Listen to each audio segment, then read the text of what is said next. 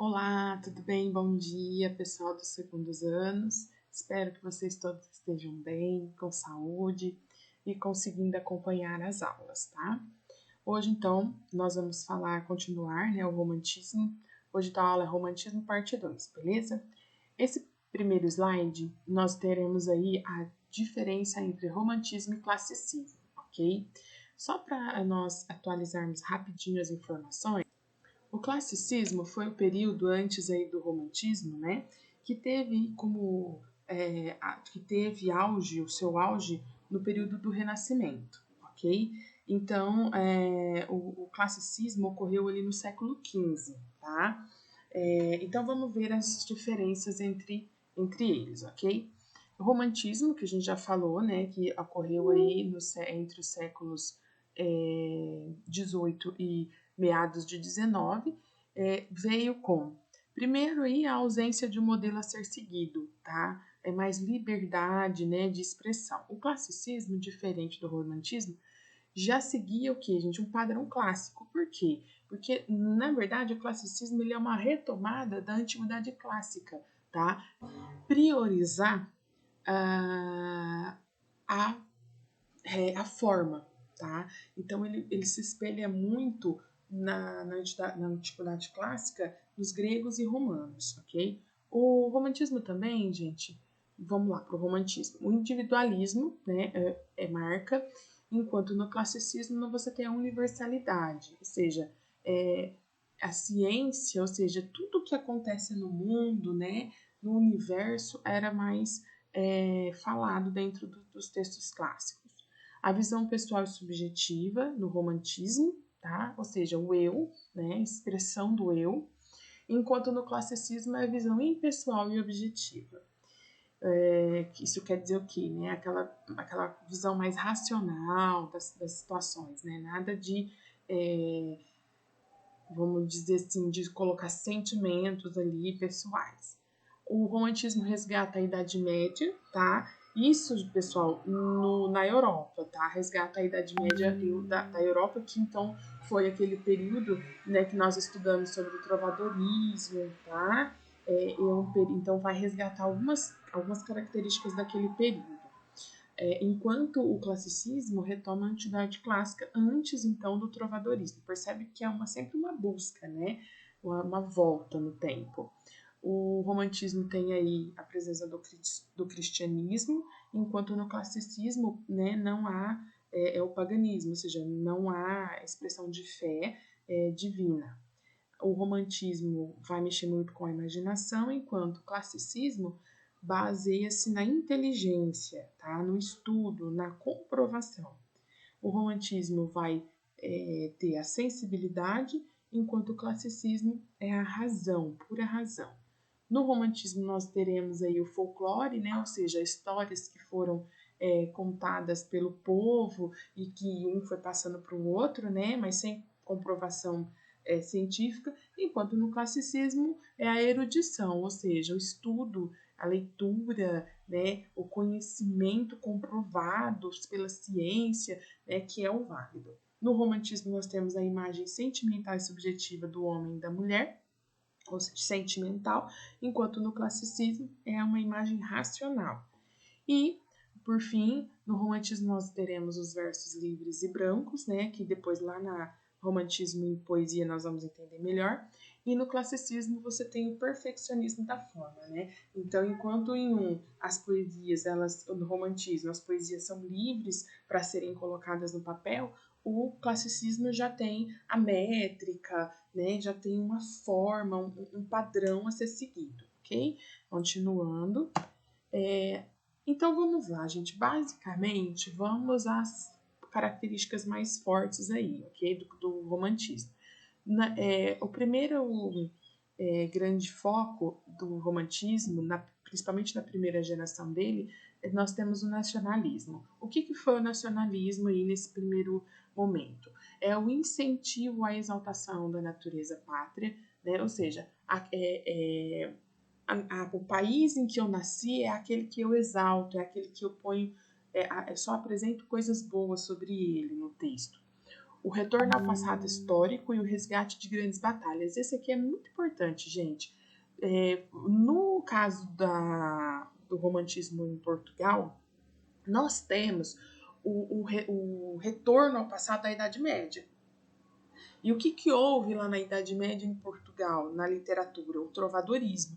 E dentro do trovadorismo, nós temos os cavalheiros, né? Aqueles que lutavam pela pátria, lutavam pelo reino, lutavam pelo povo, né? Então, esse retorno ao passado da Idade Média, no caso de Portugal, você vai trazer aqui, no caso da criação de heróis nacionais, os cavaleiros medievais. Com isso, nós temos no romantismo português, por exemplo, né, no romantismo de Portugal, nós temos as novelas de cavalaria, que eram, né, os livros que eram escritos para contar os grandes feitos, né, histórias dos cavaleiros medievais.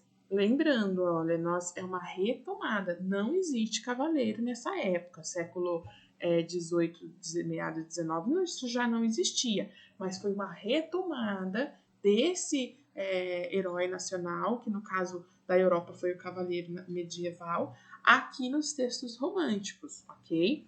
Então, as novelas de cavalaria são comuns. No caso do Brasil, nós já temos o índio, tá? Ah, professora, mas nós não tínhamos Brasil na Idade Média. Exatamente, nós não tínhamos Brasil na Idade Média.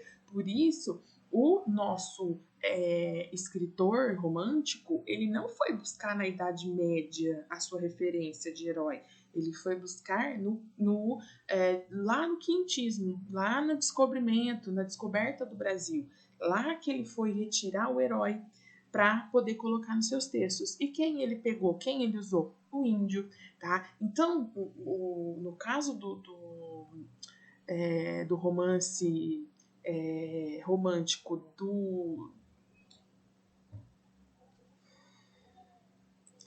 Por isso, então, o índio será quem? O protagonista dos romances no romantismo nacionalista, beleza?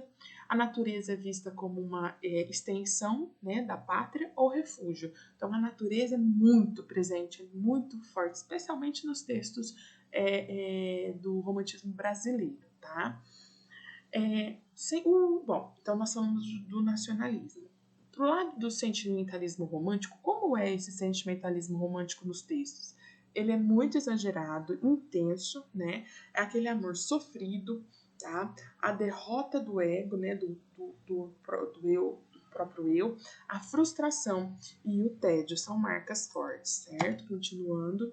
Gente, o romantismo em prosa, antes de nós falarmos sobre romantismo em prosa e poesia, vamos só relembrar rapidinho, ó, o que é o texto em prosa e o que é o texto em poesia. Então, o texto em prosa é aquele criado em linhas e parágrafos, certo? Ou seja, ele é um texto como nós temos normalmente em romances, notícias, reportagens, né, documentários, nos livros didáticos, ou seja, é aquele texto escrito em linhas que preenche todo. Aqui, ó, só para você ter uma ideia, né? Não sei se vocês vão ver, mas é o texto que preenche toda a linha e vai montando parágrafos, certo? Isso é prosa. O que é poesia?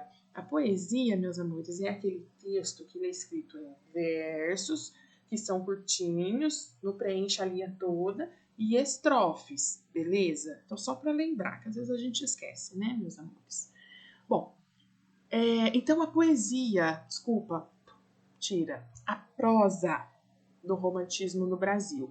Ô, Paty, por que você está falando prosa e poesia? Eles foram escritos em tempos diferentes? Não, eles foram escritos ao mesmo tempo. Porém, a prosa romântica ela tem uma característica e a poesia romântica tem outra característica. Então, nós vamos falar dos dois, beleza? Então, vamos lá. No caso da prosa, nós temos os tipos de romances românticos.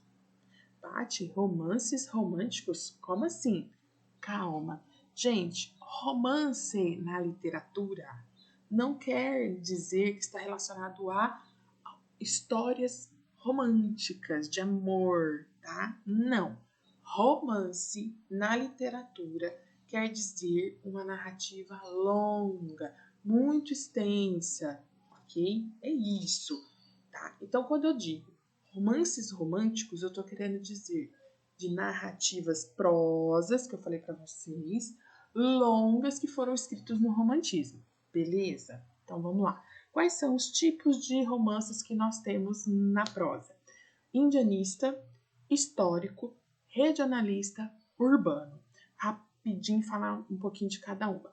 A indianista, ela vai focar no que, gente? No nacionalismo, na construção da identidade nacional. O índio é o protagonista, é o elemento da formação do povo brasileiro. Então, lá na prosa indianista, nós temos a presença muito, muito forte, muito marcante do índio. E não é o índio coitadinho, aquele que foi lá descoberto, né, que foi dominado. Não. É o índio poderoso, herói, que luta contra as grandes, nas grandes batalhas com onça e é aquele índio mesmo, né? O romance histórico, ele vai ter como base o passado mais recente, tá? Então, não vai estar lá no quinhentismo, vai vir mais para frente um pouco. Quando? Quando ocorreram, né, apareceram os bandeirantes, tá? A formação histórica, né, do Brasil, tá? Mas, novamente aqui, meus amores, o bandeirante, ele vai ser um herói, tá? Porque os bandeirantes foram aqueles que foram entrando para dentro do país e descobrindo novos territórios. Então, ele também aqui é um herói, é exaltado. O romance regionalista, gente, olha lá, já vai falar o quê? Do interior do Brasil. Sobre o ambiente e o cotidiano, tá? O local de preservação dos tradicionais e legítimos valores brasileiros do século XIX. Então, aqui no regionalismo, nós vamos ter principalmente, né, o foco ali nos interiores do Brasil, tá? E depois a gente vai citar alguns livros desse período. E o romance urbano, que vai ser o que? As histórias, que serão as histórias sobre a corte, o painel social e a vida urbana do Rio de Janeiro. Por que o Rio de Janeiro? Porque nesse período, o Rio de Janeiro era a capital do Brasil. E era ali que aconteciam os grandes ocorridos, os grandes acontecimentos. E aqui, gente, nesse romance urbano, nós temos como referência principal, e por isso que eu estou falando nesse momento, o livro de Memórias de um Sargento de Milícias, ok? Então tá, eu vou continuar com vocês no próximo vídeo. Lembra que eu falei que os vídeos vão ficar curtinhos, beleza?